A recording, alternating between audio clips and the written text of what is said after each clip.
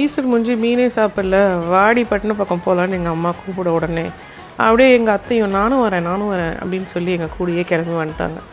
இவங்க 2 பேரையும் பிடிச்சி காரில் போட்டு ஒரு டிரைவர் பேட்டாவாக வேலை செஞ்சு இவங்களை கொண்டு போய் பட்டினம் பக்கம் விட்டு உடனே நான் என்ன பண்ணுறதுன்னு தெரியாமல் வரப்போகிற ஏரோப்ளைனை வேடிக்கை பார்த்துட்டு அப்படியே நின்றுட்டு இருந்தேன். எங்கள் அம்மாவும் அத்தையும் மீன் வாங்குற வரைக்கும். தடைக்காலன்றதுனால அவ்வளோ வெரைட்டி இல்லை. இருந்த வெரைட்டியில் கொஞ்சம் நண்டு, ஏறா, மத்தி மீன், கடமா எல்லாம் வாங்கி முடிச்சுட்டு கிளம்பிட்டோம்.